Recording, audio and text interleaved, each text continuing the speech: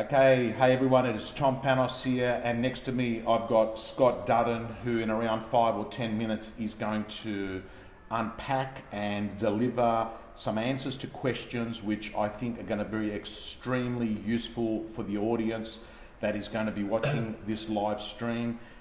Scott Dutton, for the record, is, I would say, arguably the best person I've ever heard speak on the topic of conflict resolution and how to mediate a discussion that feels that people are engaged in it. But Scott, I found it particularly useful because you spoke at ARIC last year, which was 2019. I saw the feedback reports that came through. You're one of the standout speakers, even eclipsed people that had come from overseas. And I think real estate agents really resonated with your topic. And the reason why, Scott, was that ARIC was in May, and in May, the market was very turbulent. The market was extremely tough. There was not many buyers around. And all of a sudden, hard conversations that hadn't been necessary started to become necessary. And there was 3,500 people in the room that was sitting there listening because you were talking about a subject that was keeping them up at night. We're going to go on in around 5 minutes. Can I just whet the appetite of our audience that's coming on? We're going to come on in a moment. In fact, the way I feel at the moment, Scott, I reckon we might actually continue this conversation and not do a heads up, because I'm going to wait for this audience to build up. Hi Diane, good to see you. Jason Adcock, one of the great agents in Brisbane, coming on. And I just want to wish everyone a happy new year. And Scott, for the record, I'm in Byron Bay, by the way. I'm at the Beach Hotel, which, Scott, do you know this hotel has just been sold again? Yes. 70 million, was it? No, 100. 100? So 100. Wow. So we're at the Byron Beach Hotel, and that hotel... Did you buy it, Tom? Or? No, I didn't buy it. But I did buy a beer in the pub. I didn't buy the actual hotel. They're quite expensive. Right. So Scott, what I was going to say is, this hotel, and it sold 2 years ago again, because I remember I was here and it sold 2 years ago. And what I can't get over, it doesn't have poker machines. Yeah, so they got rid of them. I remember that. So it makes so much money that without poker machines, it must be just a gold mine, and it makes its money out of food and drink. You know? Well, look at the location. You guys can't see. You can't see, but we're opposite. Beautiful. The beach. Yes. Google the Byron Bay Beach, and you can have a look at it. So Scott, what I was going to say, hey Chris, how you going? Good to see you. What I was going to say is, when did you move to Byron Bay? 11 and a half years ago. Right. Yeah. Okay. And before I forget, can I just check in? Have you got your camera rolling? I do. You do. So we're all good, guys and girls. So you moved here when? 2006, 7, 8. I can't remember, but I know it was 11 and a half years ago. Okay. So out of curiosity, how does like everyone that comes to Byron Bay in January sits on the beach and visualizes what life would be like here if it wasn't just a holiday? Yeah. Was that the case for you, or how did that plan go from being in a city in Melbourne? Yeah. Doing what work there? We were running training, so we'd started our business for a couple of years, and we didn't like the cold, so we thought, where do we want to be? Right. And Fiona, we'd been to Byron a few times, but Fiona really liked it here and I liked it here, so we just thought, as long as I'm near an airport that I can get around the country to run training and present and all that, where would we want to live? And we like the alternative lifestyle, we like the mindset in Byron. It's quite expansive and you get a whole lot of different characters and interesting people, and the weather is pretty lovely. You get a lot of rain sometimes, but you know, it doesn't often get a lot hotter than 30, and it doesn't get a lot cooler than sort of 18. Do you, in winter, wear jumpers or coats? Oh yeah. It does get cool, but not like Melbourne cool. Right. You know, you feel that chill in Melbourne when you get off the plane in Tullamarine, and it's freezing, and it goes on forever. But sorry, Melbourne people. No, I know. Scott, I can't do cold weather. Cold, and what happens is the Uber and limousine drivers' smoke comes hitting your face as you're walking through there, and you know you've hit Melbourne. You look up, the skies are grey, right? And you feel at home. This is Melbourne, right? Yeah. So Scott, and you do about 100 presentations a year. Yeah. Okay. When you're using an airport, do you mainly use Gold Coast or Gold Coast? No, Balliner's very limited. It only really goes to Sydney. So no, I go to the Gold Coast. Okay. Yeah. And you've spoken at ARIC. You've spoken at a number of the big groups, Bell's National Conference, and I think you've got the professionals in New Zealand. Looked ahead. Yep, this year. And by the way, guys and girls, can I tell you? Hey Josh, how you going? There's another, $2 million agent. Taney Jane, good to see you. Another $1 million agent. Can I ask you, with the training courses that you've done in real estate, and the audience that is going to watch this live on Facebook, the audience that's going to watch this not live on Facebook, and the people that we're going to email our database that are watching this on replay, I want them to firstly to understand you come from a background of social work. Yeah.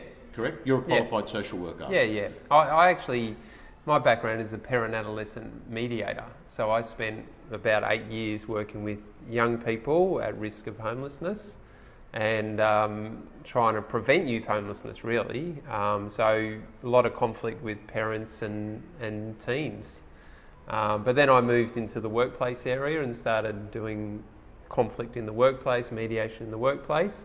And now I actually run training and workshops for teams where their culture isn't healthy, and trying to help and transform that as well. So it's been a bit of a journey. And I have to say, whilst that's been your specialty, can I say, after listening to your talk at ARIC, and I said it to you off camera, one tip you gave, and everyone watching this, write this down. Replace the word but with and. And I remember you mentioned that at ARIC. Yeah. The following Saturday, I had an auction. I did the auction. Property stopped at $750. Everyone left. The owner wanted $800. And I went over to the buyer and I said, okay, what are we going to do, guys? Do you want to buy it or not? And they said, yes, we do. We're the highest bidder. Everyone else is gone. $750,000. We're ready to go now. And all I did was, because it was fresh in my mind, I went into this toolkit, right? And instead of me, you should see it. my normal response would have been, yeah, I know your offer is $750, but the owner wants $8. But instead, what I did is I said, I understand you're offering $750,000, and I would love to know how you arrived at that number. And there was just silence. And they said, well, there's no one else here, so we're the highest bidder. So we should get it. And I said, if you'd been the highest bidder at 400, does that mean that you should get it? And there was just this silence. And they said, but there's no one else here. And I said, correct. So your competition, in fact, is the owner. So today, before I leave, I'd like to try and help you buy this property. And what I'd like to say is I'd like you to give me a number that you arrive at based on comparable sales. So what'd they say? In the end, the deal went back and forward, yep. And we got the deal done at around $775. Okay. But you made a really strong point at ARIC where you said that whenever someone says something and you respond with but, Yes. you've actually more or less said, I'm discounting everything you've said. That's right. When you say and, it takes you into their world to understand where you're coming from with you. Yeah. And it's actually a concept from Harvard, so I can't take all the credit for it, but it's like we see things differently. You know, we have different perspectives. You know, the vendor and the buyer and the agent are all going to have different perspectives. So it's about coming from a mindset of an and stance, that they can have that perspective and I can have a different perspective, and they can both have some validity. They can both have value. So, because as you say, if you put the but, it sort of discounts their perspective, it diminishes it, it's not a good way to go. So all you have to do is just do that, replace the and the but. And I've used that in my non-business life. Yep. With my daughters. Good. And I think what it does is when you say the word and, it essentially says, my version of the world is not better than yours. Yeah. It is a version. Yeah. And I'd like you to sort of look at the whole book in context. Yeah. And I think that's what it does. So what I'm excited about is... Because it makes them feel valued too. It shows them that you value what they're saying. Even if... The other thing about the end says you don't have to agree with it. So it doesn't have to... You're not saying, I agree. You're just saying, I hear you. Yes. I hear you. Yes. That's it. Yes. And I think people want to to feel heard. And it's got power heard. in that. Yeah, people need to feel heard. Because I think Scott, I think if people are heard, there's a bigger chance that influence can take place. Yes. Do you know what? That to me is one of the biggest keys of conflict and difficult conversations, is actually people feeling heard. So in mediation, if the parties don't feel heard, they find it very difficult to let go and to move on and to go forward. Can I just ask you, is there any tips you can give to show another person that you've heard them? Yep. So what you're saying is you'd like me to show you a tip on whether I've heard you or not. Jesus Christ. Unbelievable. That's the problem when you get people with high IQs on the show. They're smart, Alex. No, but I'm being silly, but it is repeating it back. Yeah. It's reflecting because I don't actually know exactly if you're understanding me now or you're hearing me now, or do you know if I'm understanding you? You get a sense that I'm getting it. But you're not 100% certain. Can't be 100% until I say, so what I hear you saying is this. Then they know. I actually use it in mediation. It's called a mirroring technique, where we get the parties to actually face each other. Right. And we're one issue at a time, so we're dealing with one issue. And we actually get them to speak for a little bit, and then before you get a response, you actually ask the other person to repeat it back. And what it starts to do is you have more control over the process because they're escalating in their emotions, but it actually helps parties to start to feel heard, and then the whole dynamic changes. Okay, this is gold, and we're actually going to make it really easy for the audience. There you go. This guy's got "he is good," right? Who said that? Thank you. Yes. He's heard you. Okay, let's touch on a couple of subjects. Okay, question number one: what is the best way for an agent to negotiate their commission split with their boss? Could we do that one? Yeah. I mean, I think that is tricky. I think the first thing, and this is another concept from Harvard, that I really like. One of the things they talked about a lot when I attended a training there last year in after AREC actually. But so she went to Harvard and did a course. Short course, short negotiation and leadership, 3 days. But it was all the professors who had written books, and it was excellent. And what they talked about is the mindset that you bring, that the approach, the style you bring in your negotiations. So what they say is you don't want to go into positional bargaining. It's a bit like if you're in Bali and you're, negotiating over a Rolex or something. It's you do it and you end up with something and everyone's whatever. Yeah. But when you're dealing with big decisions, important, like houses or salaries or your value in a sense, that's what we're talking about there to a degree. You want to go into what they refer to as it's a non-adversarial and collaborative negotiation. Right. So that's the first thing, because if I go in trying to force you to do something, if I go in, well, I demand a better commission split. Yeah. What's going to happen?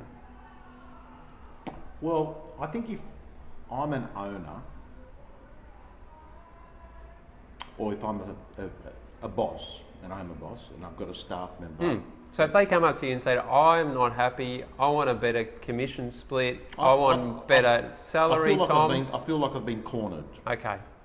And I feel like I've been cornered, and I can tell you, I won't feel good. My initial feelings are not going to feel good about it. Okay. Because there's something called the Law of Indirect Effort. And what that says is, if I'm in negotiation, I'm just trying to push my views, push what I want, I'm going to get resistance. But if I go in there with an openness and a willingness to find a way forward that's going to work for both, I'm not going to get that. Right. So it's like going into a negotiation without trying to push, but still, speak up about what you'd like, but also be willing to hear the other side. So soft heart. Yeah, it's being there's an excellent graph they did at Harvard. It was really simple. It was on one axis was empathy, and the other axis was assertiveness. So it's having a combination of both. And if you can get that in your difficult conversations, you're going to do well. I need to be assertive about what I'd like, what my concerns are, and get that balance with being open to hearing how you see it, what your concerns are, what constraints you may have around that as well. So I guess that's the first thing in terms of having that collaborative mindset. But then I really think you need to do your research. Right. You need to not just research on what's the standards and, what I'd be sort of worth in this, my experience and what I'm bringing in, but what value have you brought to the company? And, is your boss even aware of that? Okay, gold. So there's a lot of people. Today's Jan the 3rd, right? And you've got a lot of people that make decisions. Yeah. They're coming back, and one guy, Josh Cheselin, says we're going to have the whole real estate industry asking for increase in splits tomorrow. So to the 10,000 business owners of Australia, sorry, we've got another course for you tomorrow, right? So what you're saying is, don't walk in there on Monday morning, no, right? Number one is understand that you want to look at this spectrum of empathy and assertiveness. Yeah. Number two, do the homework. Get the data on what you've brought to the table so far. Yeah, and what the industry would say is reasonable. Okay, so also do some research to say, hey, it appears that these are what's out there in the marketplace. Yeah. And make references to those. Yeah, and also not just demonstrate what you've value added, but what you will continue to add. What else? What other value are you going to bring in the future? So it's not just what you've done; it's about what else are you going to do. Right. So an example, bringing it into real estate language and on a plate for an agent to dissect is, hypothetically, case study. You're on 50%. You feel in your marketplace at 60%. Yep. Should be it based on what you've brought to the table, what competitors are offering. So you get that information. You then go speak to your boss. And then you actually go in with a bit of a solution focus and say, and by the way, if I was on 60%, that would mean I would be able to invest in a personal assistant, which would mean I would be able to write another 200,000 in GCI. And that extra 200,000 in GCI, you would be benefiting because you'd be getting close to half of that. And okay. Yeah, it's sort of, I think people get stuck on, well, I've done this, so I deserve one, rather than I've done this, and this is also what I'm going to bring with that extra income. Right. But do you know the other part is we often think very focused on ourselves, but I think the other thing is, can you step into your boss's shoes? So what would she value the most? What would she think in terms of what's going to bring value to me and the company? You know, what are her constraints or his constraints? What's the struggles or financial limitation? How much are you aware of what they value? So it's not just what you think about yourself, but how do they see it, and what's their value that they even place on you? Okay. And if you've been working there for a while and you've got a reasonable EQ and you think it through, you should be able to have a view on that. To have a view on what matters to them, what keeps them up at night. You know? What matters to them? Okay. What they could as interests. Okay. What are their interests? What's important to them? But fundamentally, one of the things that I get out of talking with you is if you do the research and you are trying to go in there with a reasonable approach, all you'd be doing, you can only really do this if in fact you're asking for something to be equitable, right? Like if you're sort of going along and sort of, hey, you're way over, asking for way over what the market's prepared to pay, and you're also overestimating what you've actually brought to the table, right? It's got to be, I think people have got to feel like it's fair. They've got to feel it's reasonable. I mean, the other part is, it is an invitation. All difficult conversations are invitations. So, because people can say no. It's an invitation from you to the boss. So they have the conversation. Right. To even have the conversation. I know I'm putting you on the spot. What's a way you can invite? I think that's, it's a good question because it's about how do you begin a conversation. So one of the things, the model I teach is about how do I start, and it'll probably link into some other questions you have, but how do I start a conversation without making the other person the problem or getting them on the defensive? So how do I start it without, so it is an invitation, but would you be willing to sit down? I wanted to have a chat about commission. Is that something you'd be willing to do? Okay, and I like it, and I think sometimes, Scott, people need to take that first step because there is a group of real estate people that I come across that tolerate it. It bugs them. They feel like they're not being rewarded in an equitable way, and they live with it for sometimes years. And I think sometimes it's good to actually address it. And because otherwise you're going to get resentful. You know, there's some conflict characters I talk about in my conflict training where you have the shark who's aggressive, the owl who's assertive, the teddy bear which is sort of wants to please, and then you got the turtle who hides in its shell. Right. So what happens, because obviously the ideal is the owl. Do you mind? I think that was gold. And I know what my people are like. They would have thought it was gold as well. Can you just give those four acronyms or whatever they are? They're called conflict characters. Conflict characters. Let's go through those four. Okay. So the four are the shark. So the shark is aggressive. it's not really thinking of the other person. Donald and Trump? It's usually, and it's getting caught up in their own emotion. Right. And it's very self-focused. Right. You've got the owl who's assertive. So we talked about the empathy, assertiveness. It's a bit like that. It's still open to hearing your perspective, and they want to make sure that they get their concerns out on the table and clear as well, and heard. Then you've got, and I guess this is where I'm coming from when you said that, you've got a Teddy who wants to please others. Yeah. That, Right. yeah. Okay. But staying a Teddy is not a good thing long term. No, because you'll get resentful. Yeah. Things don't get resolved. Yeah. Sometimes what I do is I actually coach people in how to be more assertive or how to deal. In fact, I was coaching someone today who's struggling with some workplace issues, and part of her challenge is being assertive with management about what is acceptable behaviour from another staff member towards her. Right.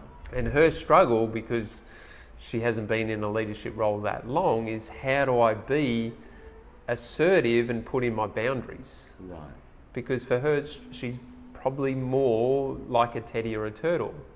But that's causing her a lot of stress in the workplace. Got you. Okay.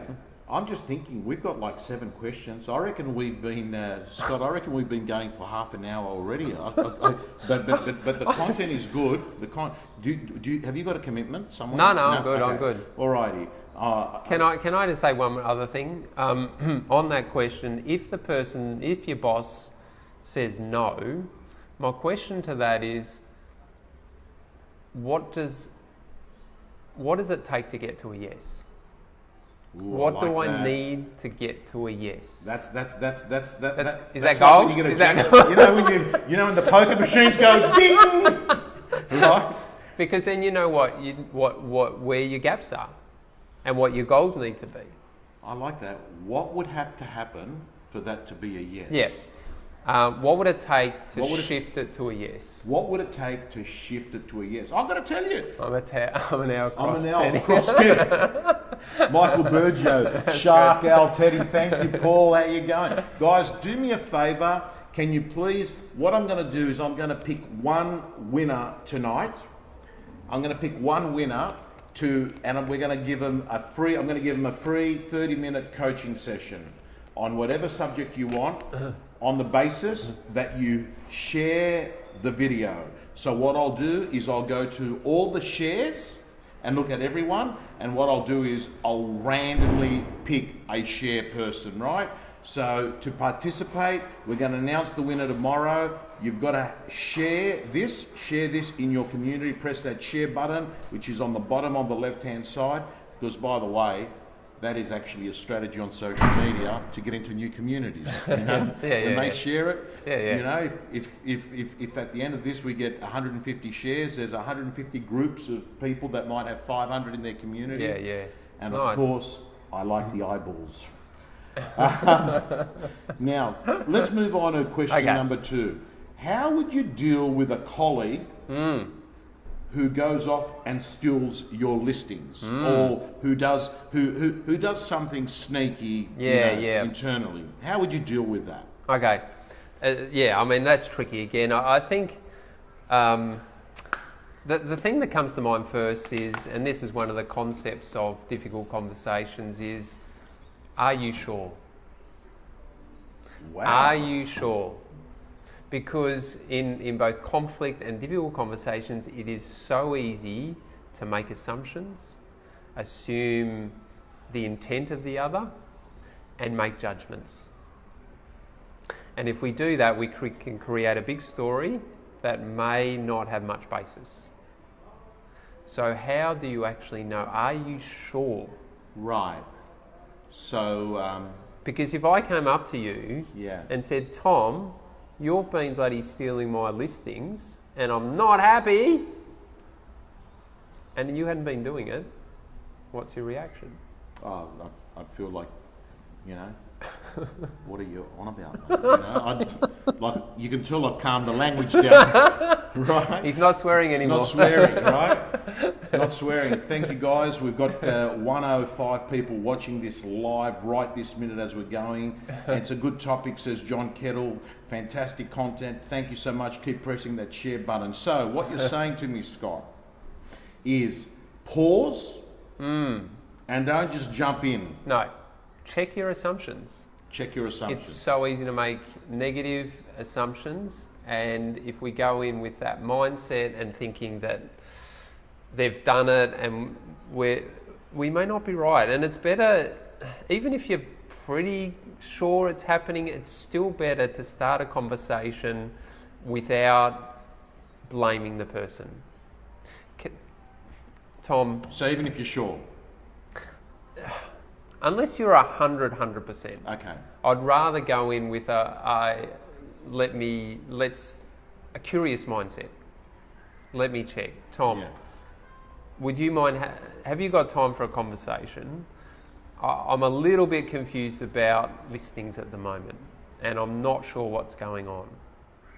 Would you have time? Because this is this is something that's bothering me a bit, but I'm really keen to hear your perspective on it. I like that. That does not feel attacking me. No. But I sort of get a rough idea of maybe there could be an issue. Yep. So if you've been naughty. It's sort of, I keep thinking, your conscience. Correct. But I noticed, I couldn't help it when you said that, I kept thinking of the spectrum. Yeah. Empathy, assertive. Yeah. Right? Yeah, that's right. That's good, because I'm going in, hey, this is the issue. The issue is the listings. I am a little confused and I want to hear your perspective. Okay, so start off. And they might go, I don't know what the hell you're talking about. But they might go, yeah, okay. So the way you start a conversation is critical. It's critical. Isn't it? It's so critical, because it's so easy to make the other person the problem, and as soon as you do that, you're going to get reaction, defensiveness, a story for them. There's something called identity, like people, their perceptions of themselves, they're going to create a story in themselves and a reaction to that as well. Because if I came across and said, Tom, I think you're stealing my listings, that is going to create for you an identity conversation around, I'm not a thief, I'm not a bloody, you're going to go into that in your head, and you're going to get defensive. And I noticed, particularly, where most of the real estate agents are populated, Sydney, Melbourne, that's got a lot of diverse cultures. Yes. And there's a cultural dimension to it as well, isn't there? Yeah. There is. I mean, different cultures, there's even more chance for misunderstandings about how, but then there's also culture as in, what is the team culture? Say someone was doing that, is that acceptable in that culture? In your team culture, in your workplace culture? Right. Is that okay?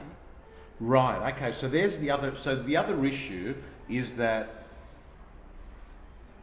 one office, that might be a norm.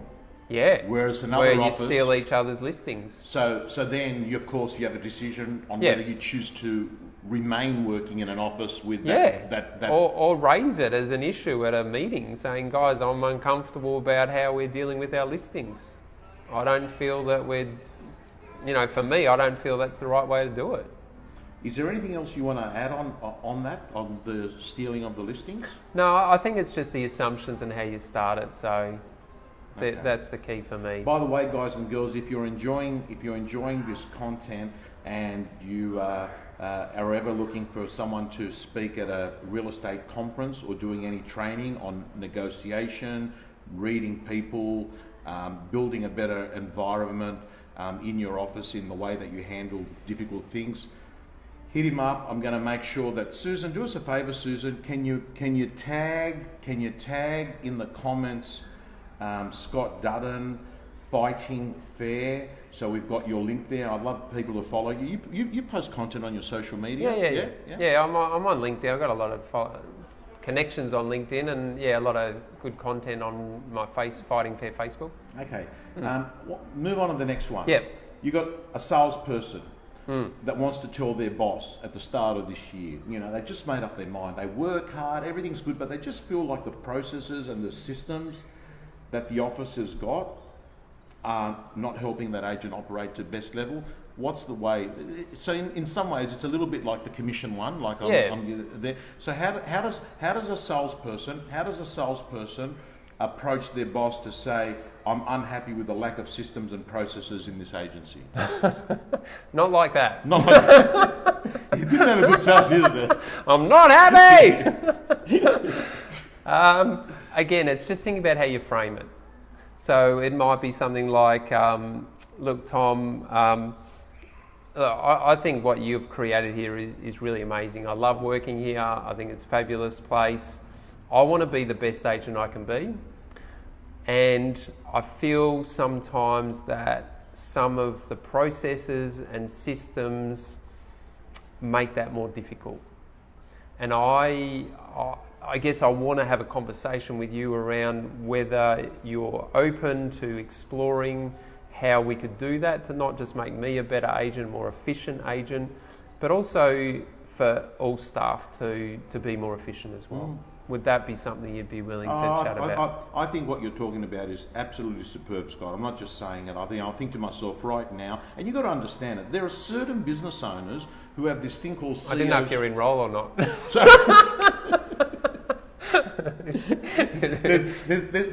I feel the empathy for some business owners. There's a few business owners who sometimes they're a little bit disconnected from their business, and sometimes they don't even know. They may not be aware. They may not be aware of this, and they want this because a business owner does want to have an efficient business. Yeah. You think about it. So sometimes the issue could be that they're not aware of it. So to all the teddy bears out there, maybe number one is actually make the decision that you're going to have that conversation. Yeah. And if you do it in the right way with the right mindset and that openness, that collaborative, that wanting, because your purpose should be to understand. I want to understand how you see it, and I'd like you to understand how I see it. Does it matter? Can I ask you? Yeah. Random question. Do you have these conversations on a Monday morning or a Friday afternoon? Or there's no difference? I think the timing is really important. Right. Yeah, I think timing is really important. Like, when is the person going to be most receptive to this conversation? I mean, you can even say, look, I'd like to have a conversation about this. When would that work for you? Okay, that's good. So try and allocate time that they're not sitting there with files and phone calls. And really busy. No. Right. Okay. So ask them when would work. Fightingfair.com.au, it's up there. So guys and girls, hit him up, follow him, and he's, I tell you what, outstanding value to have at your conference. Want to ask you, what can a sales manager, so this is for the business owners or sales managers here, and they're pulling their hair out because they know that they've got a salesperson that's got loads of potential, right? Yes. Fantastic. But they're losing listings because they might have a flaw. Let's call the flaw is that they're just not listening enough when they're out there pitching for the business, Is there any, and it doesn't have to be listening, it's any aspect that they feel like they're just not doing that right. Sometimes they might not be asking for the business, or they might be, I don't know, they're going in there and they've always got their shirt hanging out, or they're wearing a cotton-on shirt in $15. Right? They've decided that they're going to wear their cotton-on shirt from Byron Bay for $15 in Turak, and the boss says, like, I've got to tell him that shirt's not doing him justice. Right, in Turak. I didn't want to say anything, Tom, but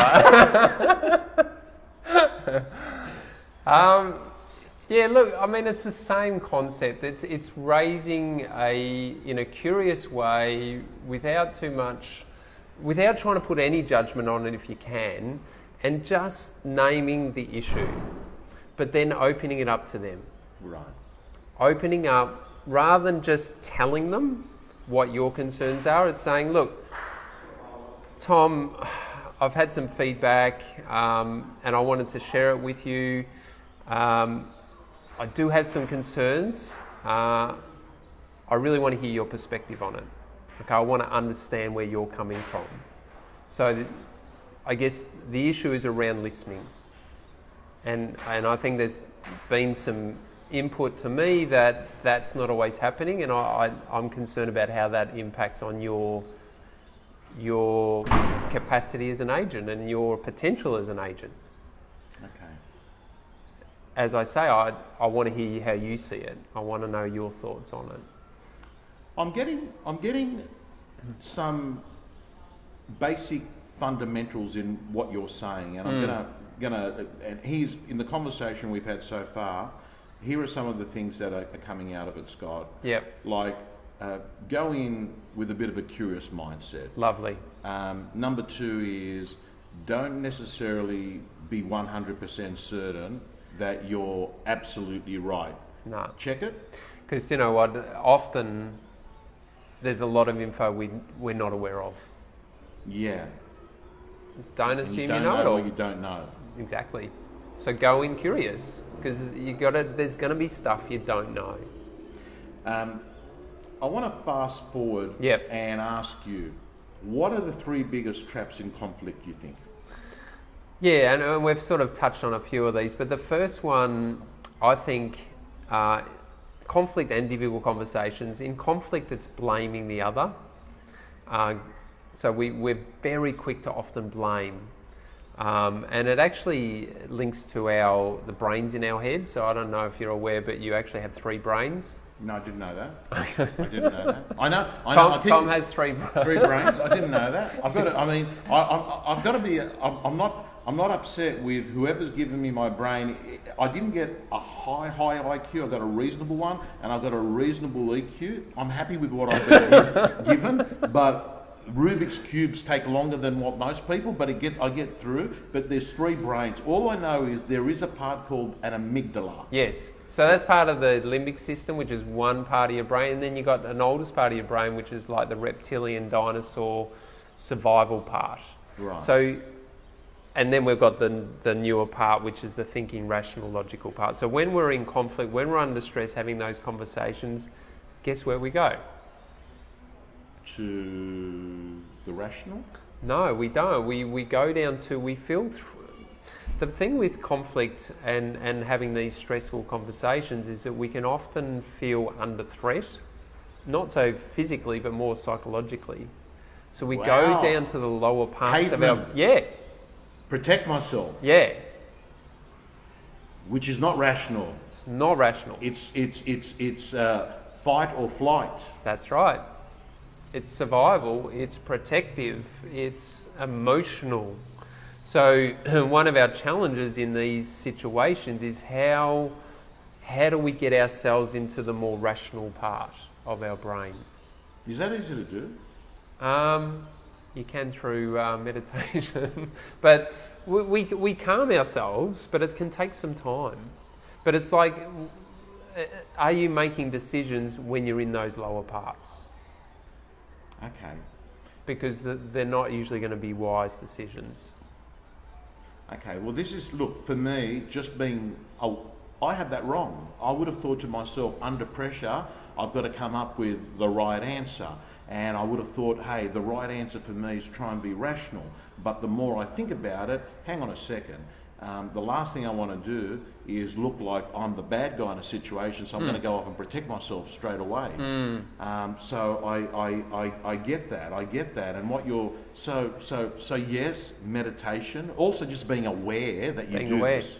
Being aware. One of the things we're writing a book on conflict intelligence, and one of the things in that is like the ABC.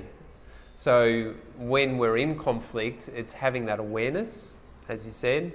It's then just being with it. So not trying to get a little bit of distance, because if we're caught in it, we can do some pretty silly things. And then we can make more conscious, mindful choices if we can just slow down. And yeah, you don't have to go to formal meditation, but it is sitting and just... It's like meditation because you're allowing it to come and not get so attached to it, giving it some distance. Can I ask you, everyone that's watching this now live or on replay, what's the one thing you'd love real estate agents to learn about conflict? To me, conflict, after being in the field for 20 years, is really about two things: understanding and connection. And to do those, you have to listen. Understanding and connection. Understanding and connection. You have to be willing to understand the other person, and that will create connection. Okay. Do you see a link between external conflict and internal conflict? And can you explain what that would look like? Yeah, I think that when we're having external conflict, there's stuff going on within us as well. So it's and there's other components to it too, because for me, the other thing that's sort of related but not related to this is around how do you find happiness? And part of that is how do we deal with what's going on in our minds and hearts. Well, Scott, let me just say to you, right now, it's been a little bit better since the market got better a few months back, but I have to say to you, the last 2 years of real estate, the amount of anxiety, stress, overwhelm, yes, people in pain, I'd never seen it. Like, there are people watching this right now that know we've had multiple suicides in the real estate industry. I would tell you that I would get 5 to 10 messages every week via the various platforms or emails from people that are quite open that they're on medication for anxiety / depression. And it's part of this, Scott, it's part of this thing in real estate. Like, you start the month and you've got like a gun pointing to your head, saying, it's that pressure. Get more listings, get more sales. You know? Yeah. So I wanted to ask you, what can you say about that? What advice can you give? Yeah, look, it's a big question. And I know, and I should have given you. No, that's all right. I should have given you a bit. And you. I remember at ARIC, and then I was reminded again yesterday. You yourself have gone down the path of suffering.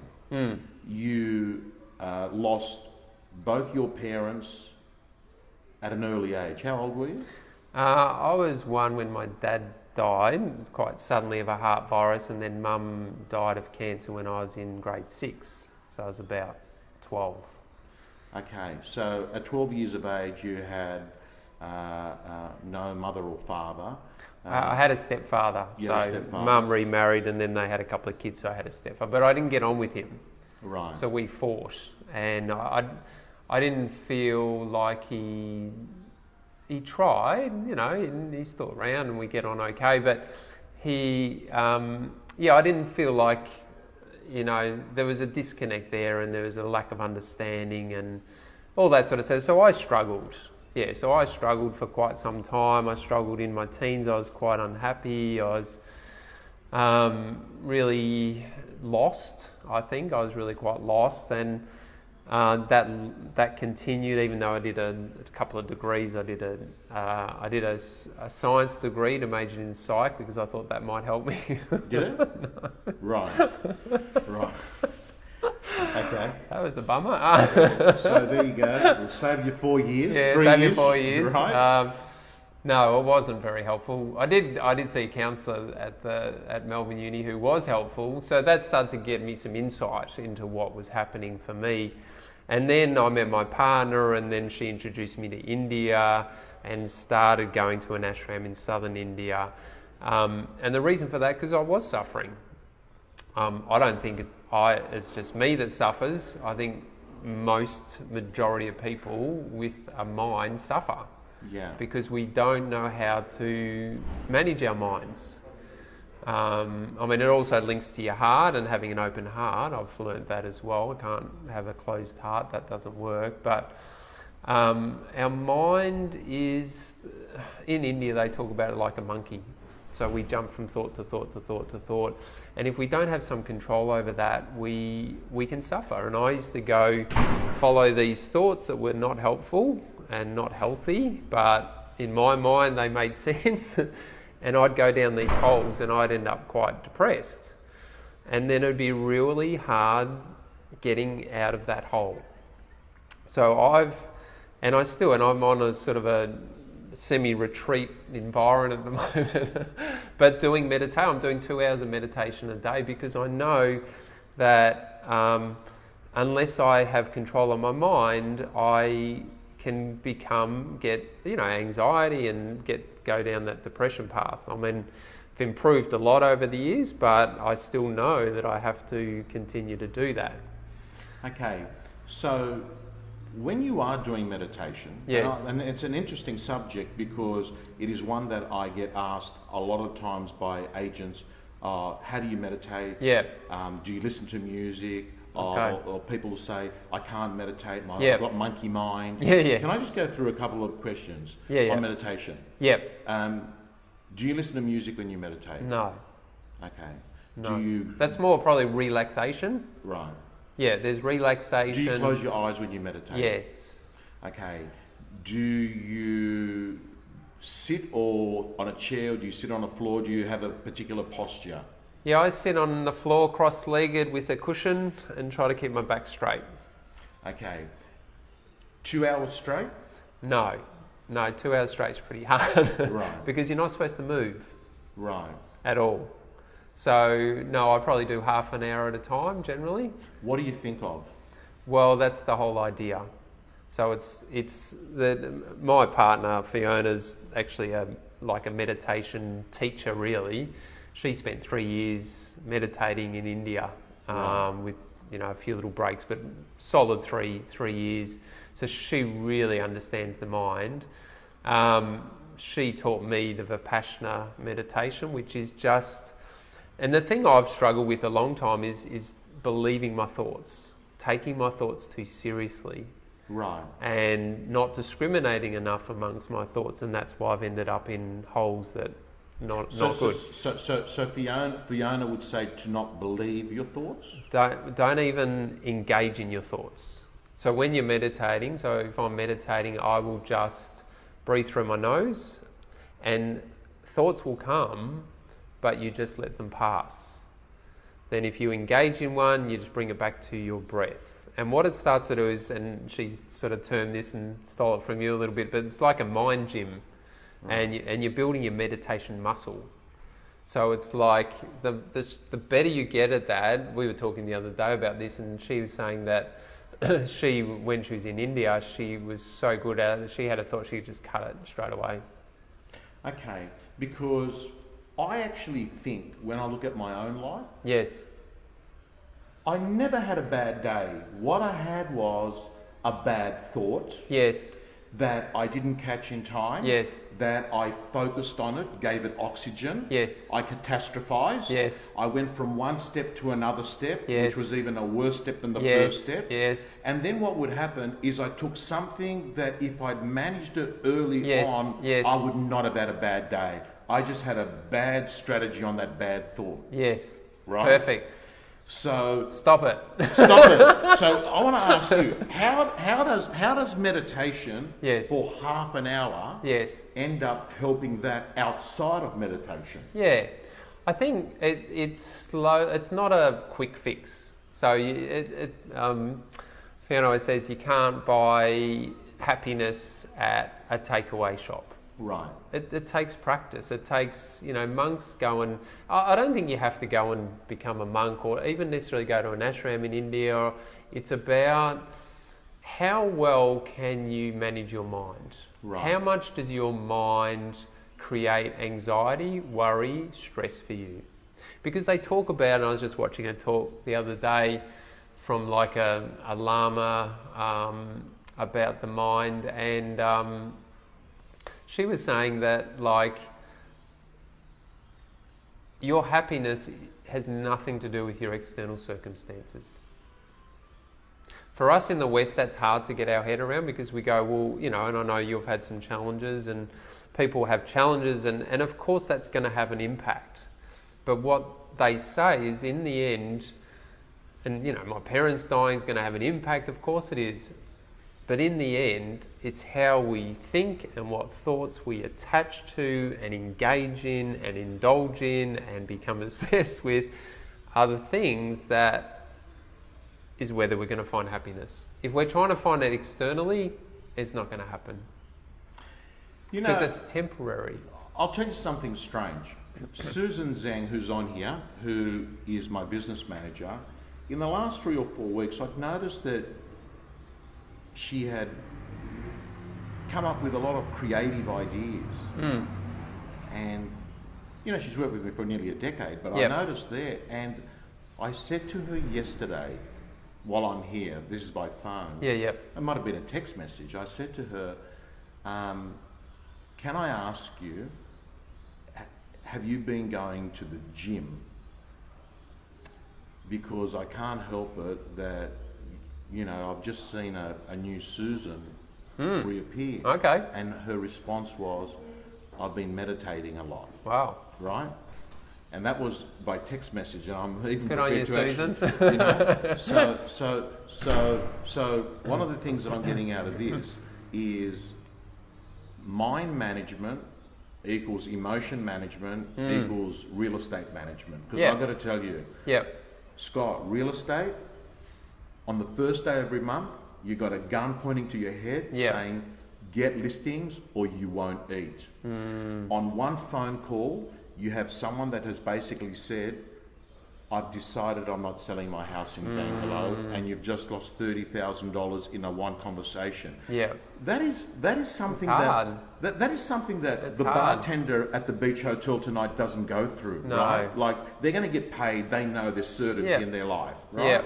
You know, unless a big tragedy happens, right? But generally speaking, it's predictable, right? The certainty. In real estate, there is no certainty, and it's easy. And I have to tell you, even an agent that I was having a conversation with, she's probably watching right now, she writes $1 million a year, and she said to me, she's one of the best agents in the country, and she said to me, today, I'm going back to work on Monday, and I don't know, I'm just getting overwhelmed because I don't know how I'm going to get all my business. I think I was just lucky. Get ready for this. I was just lucky last year. And Barbara Corcoran at ARIC last year as well, I don't know if you were there, she said, I asked her a question on video stream. I said, well, have you noticed anything about top performers? She goes, I think they're basket cases. They seem to over catastrophize. Okay. You know? They've got this and it creates anxiety. To do. But I can tell you one thing. I know from myself, whether I'm speaking at a seminar, whether I'm doing any work for you know, the companies I do work for, the work I do for newsrealestate.com, I perform better if I'm not stressed or anxious. And I think most people will perform better. Right? If you don't have this extra pressure. It's a bit like, if you don't have control over your thoughts, then they're controlling you. Say that again. If you don't control your thoughts... If you don't have control over your thoughts, then they're controlling you. Right. It's a bit like, I was talking to Fiona about this, you know, are you comfortable to sit with your mind, and for how long? How comfortable are you to just sit with your mind, no distractions? If you were asking me that question, I reckon 15 minutes, 10. I'm trying to think. I don't know. I don't think about that, but I know that I've got an addiction to distraction. So what's that about? Sorry, we're going into therapy. Okay. No, but seriously, because that's what I've done too. Like, it's like your mind, if it's really uncomfortable, your mind, you'll find ways to distract it. Right.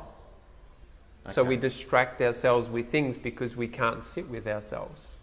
And that's been my problem for a long time, and I've working harder to find my inner self and we are in Byron. It's getting a little bit far, but it's going in. So we're not just all outer focused. We're very outer focused. Well, you're preaching to the converted, and whilst I can tell you right now, I need a hell of a lot of work done on stillness and meditation. I can tell you, Scott, that I have seen and felt the benefits, because when I got diagnosed in 2006 and treatment was not very successful back then, now it's improved, right? Yeah. Immunotherapy and what have you. In 2006, the prognosis I was given was not good. And I've had a hard run since there a number of times, but I'm alive. But in 2006, I couldn't sleep because what would happen is all I would do is forecast the future, and what I would forecast was funerals. What I would forecast was my mother. What I would forecast is people selling tickets to raise money for my family to pay for school fees and that. Right. That's what my mind was there. Yeah. And I got introduced to I'm not going to mention the organisation, because subsequently I found out they were a little bit more cultish. Okay. Right? But I will give credit to them. Yeah. They, over a 9-month period, through just daily practice, I got to the stage where I would sit in stillness, quiet, pretty much the same time every day, and I started to sleep better. And I was able to let go of the Stillnox pills that I was taking. And it made things bearable. I'm not saying that things changed. I was still unhappy that event had taken place. But it went from being hell to bearable, and then slowly things got better. And what happens is you only seem to resort back to meditation when you're suffering, right? It is, and that's what keeps me going back, because I follow my thoughts, I create my own suffering, and then I go, I've got to do something about it. I can't just allow these thoughts to continue to create suffering. So what else? There's no other way out, I think. Okay. This has been brought into the conversation now, because you're sort of saying, hey, everything we've spoken about, some of them people think, oh, they're tactics. That's a good line. But what you're sort of saying is, do the inner work. Because a happy agent will be a successful agent. Not a successful agent will become a happy agent. Start from a premise that you've got to be okay. Do you know what? Not just an agent, but a person. Do you know what I mean? If you're not happy, it's hard to do a good job. It's as simple as that. It's like if I'm in a great space, it makes it much easier for me to run training or present at a conference. If I'm feeling a bit down, it's harder. I have to get myself into the right space, and it's harder. So it's better if you can find your own centre and your peace within. External circumstances become less of an impact. They impact you less. Guys and girls, this is absolute gold. We're going to finish off here. I reckon we've been. I think we're going too long. I reckon we've been going for an hour, and I am happy that we chose 6:30 the start time, because this daylight is now slowly moving in. I'm going to predict, knowing what I know about Byron Bay in these 5 days I've been here, it is now around 7. Actually, can someone just put in the comments what the time is? I'm predicting it is around 7:32 p.m. 7:32 p.m. Sydney, Melbourne time. 7:32 p.m. If someone can put that there in the comments, I'll move this up. Amazing content. Thank you, Mary. Thank you to everyone. I could watch another hour. This was great. Michael Bergia, who's another $1 million agent, by the way. So that's a credit to you, because we're getting some really good comments coming from the good wise. Matthew Pilios, another $1 million agent. Wow. Maddie, I'm catching up with Kate Strickland on Monday, I believe. One of the best agents in the country, Maddie Pilios. I'm also biased, he's a Greek boy. Right?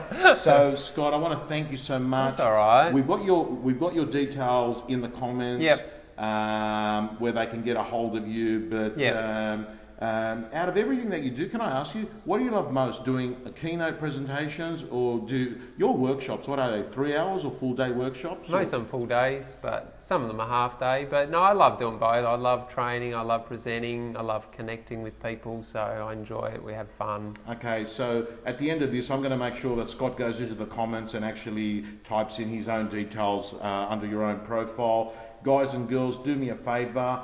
Press the share button. What I'm going to do is actually pick the winner tomorrow, announce the winner, and we will do, oh, look, we got a question, motivating your PA. Okay. Okay, let's say thank you. Thanks, Deborah. I think the thing for me is, again, going in curious and going what's happening for you. Because you're going to make assumptions about why they're not doing stuff you think they should be doing. Again, it's that assertiveness, empathy thing. I want to understand what's happening for them. You know, do they feel valued? Do they have something else going on? Are they just lazy? You know, but giving that opportunity to understand.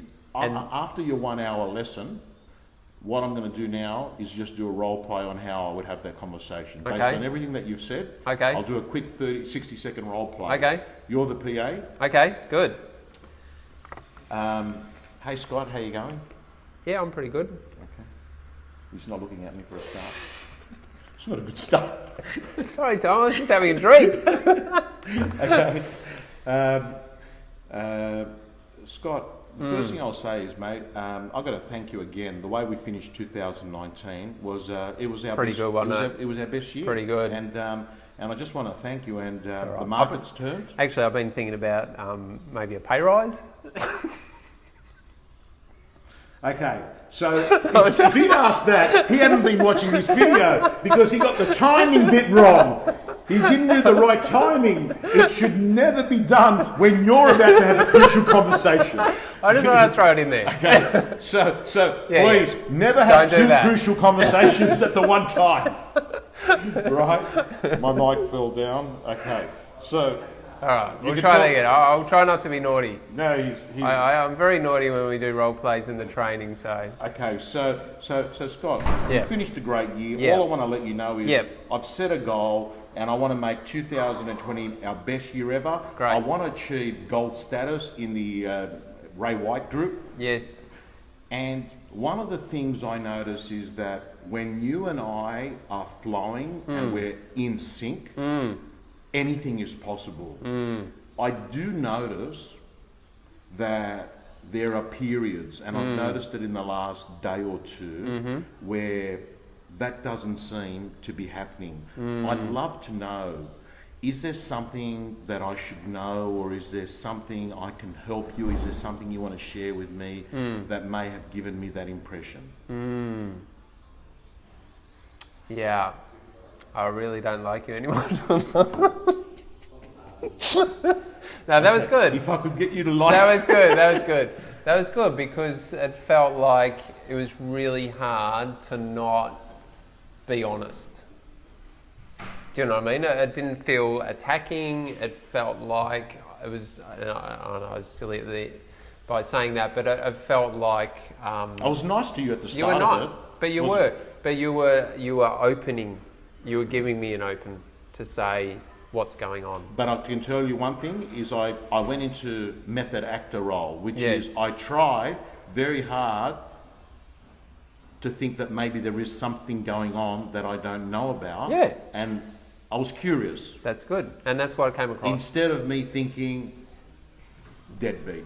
Yeah. Or saying you'd like, why aren't you pulling your weight, or you're being lazy, or So it was an invitation. Susan, and I'm going to share this with people. Susan said to me once she heard Brené Brown. Yeah. You've heard of Brené? You know Brené? Yeah. She's a social worker like me. So. Do you like her? Yeah. Okay. So Brené Brown once said on an Audible book of hers, do you think people are doing the best they can? And she mentioned it in a workplace scenario to someone. Yep. And the person said, say that again. Do you think people are doing the best they can? And his response was, something along the lines of, I'm not sure, but I think the right thing for me to do is to assume that they are. Okay. Because from there, Yep. I can work with it. Yeah. Right? Yep. That to me sort of says people are doing the best they can Yep. under their current circumstances, their current issues, their Yep. current IQ, their current resources, Yep. the current environment, the current stresses in their life. Yep. And if you start with that, you don't start dismissive and saying, Yep. she's lazy. Yep. Nice. So that's a good thing. Alrighty, guys and girls, we are going to sign off. I want to thank you so much. Can we say something just to say our prayers and thoughts for people in any fire area too at the moment, Yes. because it's been pretty full on. Look, and you know, it's a classic case of, I live in a suburb where there's been no fires. Yep. I'm in Byron Bay and I can't smell any of the fire. We've had 3 weeks of smoke. Right. It stopped about 2 weeks ago, I 2 reckon. weeks ago. Yeah. So it's something that I don't see. No. But it's a classic situation. It's a bit like cancer. Cancer is none of your business till your kids got it, or your parents got it, or your partner's got it, right? Or starving kids in Africa don't seem to be a problem unless you're in Africa, right? But the truth is that there are so many places around Australia at the moment that people are going through, people suffer enough as it is in life. They're going through an excessive amount of suffering. It's very hard. So thank you for acknowledging it. And, you know, I know that we have a lot of real estate agents because they've been posting photos of how the smoke looks in their area. Yeah. So our thoughts are with you. So, thank you. And thank you so much for bringing that up, Scott. Thank you so much. There's a sense of calmness when I'm speaking to you. I just feel like whatever I'm going to say, you're not about to sort of go from 0 to 100 and blow a head gasket. You've got a sense of calmness about you. Yeah, most of the time. Alrighty, guys and girls, thank you so much. Signing off. Press that share button. We'll announce the winner tomorrow. Thank you so much. Bye bye.